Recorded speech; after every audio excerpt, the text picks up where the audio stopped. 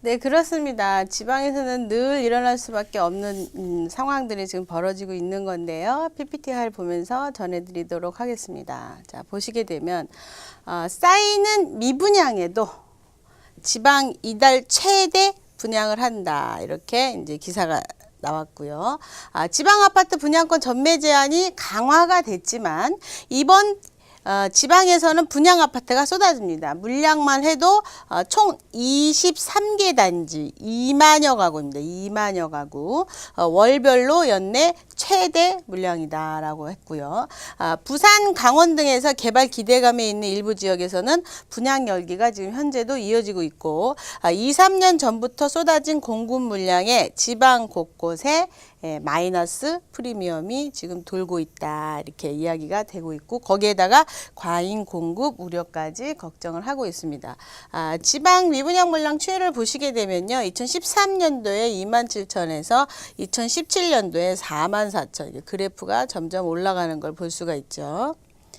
자, 지금 이제 지방에 민간 택지 아파트 분양권 전매 제한 강화가 지금 시행됐습니다. 10월 10일 된 첫 주인 지난 주말에도 지방 곳곳에서 규제에도 불구하고 분양이 열기가 상당히 뜨겁다. 부산 서구 송도 힐스테이트 이진 베이시티 지금 2만여 명의 인파가 몰렸습니다. 강원 속초 조양동 거기에 속초 자이하고 강원 양양에 들어서는데 한양 수자인 양양에는 4만 5천여 명의 인파가 몰려들었습니다. 서구가 부산인 내에서도 서구가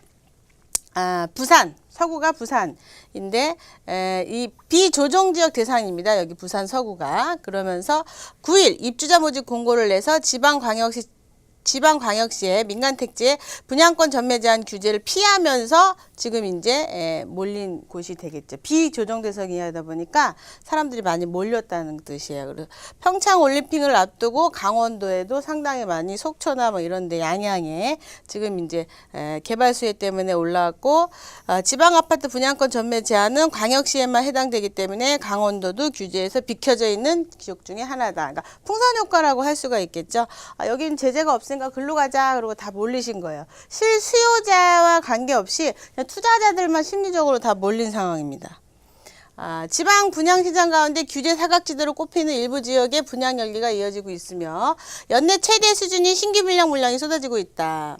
지금 이제 23개 단지 아까 27,000여 가구 분양을 한다 그랬죠. 지금 분양권 전매를 받는 광역시 같은 경우는요. 9개 단지에서 8,500가구 정도만 나오고 있고요. 광역시를 제외한 기타 지역에 14개 단지 12,000가구가 분양을 합니다. 이달이죠. 이달 10일부터 시행되는 주택법에 따라서 최소 6개월에서 최대 소유권 이전 등기 시까지 분양권 전매 제한이 이제 되게 돼 있죠. 그러나 지방은 이런 규제를 받지 않는 겁니다. 분양권 전매 비규제 지역 가운데에서는 지역별로 전남에서 2,900가구, 전북에서 2,600가구, 강원도에서 2,000가구, 경남에서 1,700가구, 경북에서 2,100가구가 분양을 합니다. 그러니까 근데 이게 좀 주의하셔야 될 것 같아요. 지금 지방 아파트 입주 물량이 2013년도 11만 3천에서요 22만입니다. 2018년도가 지방 아파트 입주 물량입니다. 입주 물량.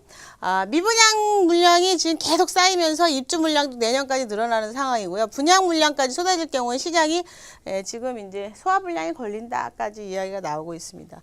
분양가를 밑도는 단지들이 속출하고 있는 겁니다. 마이너스 프리미엄이. 근데 중요한 건 그런데도 불구하고 내년에 입주 물량이 더 늘어나는 거예요. 그러니까 무슨 회사나 이런 것이 없이 아파트만 늘어난 상황인 거죠. 국토부는 지난 9월에 말에 지방 미분양 주택 4만 4천 가구를 지난해 말 작년이죠. 비교했을 때 11% 이상이 지금 이제 미분양 주택이 늘어난 상태다라고 이야기를 했고요. 같은 기간 수도권의 미분양 물량도 지금 이제 16,600세대로 지금 13,111가구로 감소했다라고 이야기할 수가 있고요.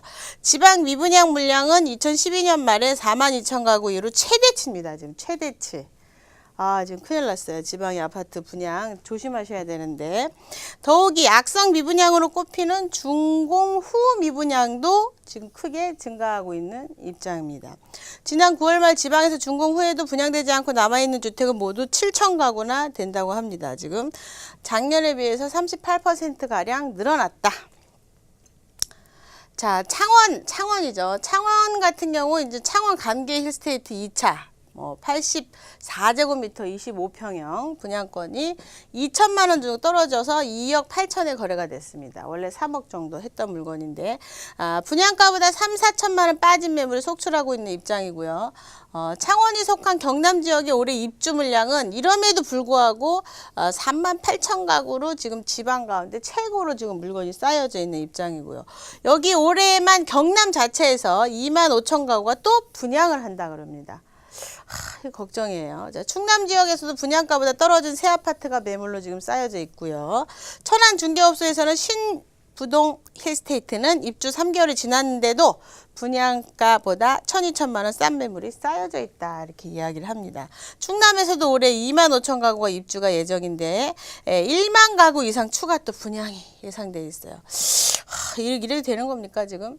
내년에 입주 물량은 올해보다 더 많이 늘어납니다. 분양은 또 하고 있는데 입주 물량은 또 늘어나는 거예요. 뭐 LG나 삼성 뭐 이런 큰 회사가 들어오지 않는 이상 수요자가 어디서 이렇게 생길지 참 고민입니다. 부동산 1, 2세에 따르면은요, 내년에 지방에서는 모두 22만 1,400가구로 지금 5.8%가 증가한다 그럽니다. 지금 건국대 부동산학과 교수가 또 말씀을 하셨습니다. 아파트 과잉 공급에 따른 집값 하락과 기존 집을 처분하지 못한 입주자의 유동성 문제, 아파트 과잉 공급에 따른 집값의 하락과 기존 집, 현재 갖고 있는 집을 매도를 못하는 거예요. 아파트를 분양받았지만 내 집 팔리지 않는 거죠.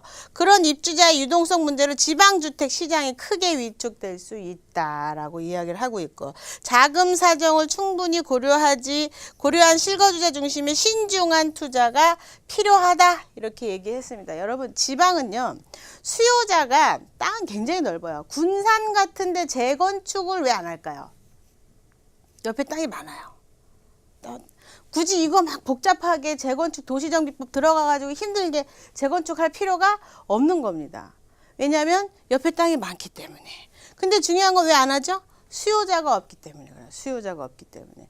가장 중요한 건 수요자입니다. 내 물건, 내 아파트를 이용할 수요자의 유입이 있느냐가 굉장히 중요한데, 잠시 일시적으로 몰려가서 투자하는 거와 실수요자에 대한 방향은 상당히 다른 점이 많다. 상당히 고려하셔야 됩니다. 치고 빠지는 분양. 이제 엊그저께 분양권 불법 거래했다가 몇백 명 걸렸죠. 이제는 정부에서 그냥 있지 않습니다. 그래서 분양권 불법 거래도 이제는 안 되고요. 그리고 다 걸려요. 그리고 이제 지금 이렇게 지방 쪽에 투자를 잘못하시게 되면 원본 상실을 갖고 오는 거예요. 피가 이제 빠지잖아요. 시간이 10년, 20년 지나면 요거 다시 올라가겠지만, 중요한 거는 많은 기회비용을 잃어버린다는 거예요. 그러면 투자가 아니라 투기를 하려고 들어갔다가 매도 타이밍을 놓쳐서 팔아버릴 수밖에 없는, 팔지도 못하고 눌러 앉게 되는 상황들이 빚어져요. 그러니까 우리는 투자를 해야 됩니다. 투기 말고, 바람 투자 말고 투자. 정확하게 올라갈 수밖에 없는, 그런 효과가 있을 수밖에 없는 안전한 곳. 사실은 수도권이죠. 수도권, 서울 중심부입니다. 그러니까 지방에 내가 오래 살 거면 거주하는 목적으로 그냥 하나 사는 거예요. 거주하는 차익을 난다기보단 전세를 이리저리 옮기느니 살면서 편안하게 빌려 쓴다 생각하시고, 거기에 대한 나머지 투자금은 중심부에다 투자를 해두시는 거죠. 그러면 10년 있다가, 보통 이제 다가구를 투자하신 분들도요, 지방에, 그러니까 수원 쪽에다 10년 전에 20년 전에 하신 분, 서울에다가 10년 전에 20년 전에 하신 분 가격이 요렇게 차이가 나죠. 뭐죠? 얘는 한 5억 올랐어요. 얘는 20억이 올랐죠. 틀립니다. 뭐냐면은 땅이 원가인데 감정평가가 계속 올라가는데, 지방은 그래프가 일자로 이렇게 가는 거예요. 그런데 어떻죠? 서울은 그래프가 상승 곡선을 이렇게 타고 있죠. 우리는 해마다 감정평가가 올라가는 걸 알 수가 있습니다. 인플레 때문에도 올라가고, 감정평가는 꾸준히 올라갑니다. 감정평가가 올라가면 어떻게 되죠? 토지, 부동산의 원가 가격이 오르면 내 부동산의 가격은 어떻게 됩니까? 올라갑니다. 그런데 어떻게 지방은 땅 가격이 그대로인 거예요. 그대로. 그러다 보니까 분명히 월세는 더 많이 받는 것 같은데 그렇지 않다. 그저께 상담하신 분이 지방에 뭘 사시겠다고 오셨는데, 거기 굉장히 발달이 잘 된 곳이에요. 근데 저는 이제 반대 의견을 했는데 가서 보니까 너무 이쁘시니까 그걸 사신 겁니다. 그분이. 근데 다시 몇 달 있다가 오셨어요. 고민이 돼가지고. 왜 그러냐면 4, 5층에서 물이 샌답니다. 이거 어떻게 해야 되냐고 고민을 엄청 임차인들이 나가겠다고 지금 경매 붙인다고 막 그러고 있다 그래요. 그러니까 중요한 건 내가 너무 멀리 있어도 안 돼요. 지방 저 멀리 원주 쪽이시거든요. 그러니까 조금 그래도 가까운 데 투자를 하실 수 있어야 되고요. 그리고 중요한 건 잘 지어져야 된다. 잘 지어져야 돼요. 우리 그런 거 투자 잘 해야 되잖아요. 그래서 이제 방송 끝나고 세미나에 대한 부분이 있는데 그때 오셔서 많이 들어주시면 좋을 것 같아요. 네.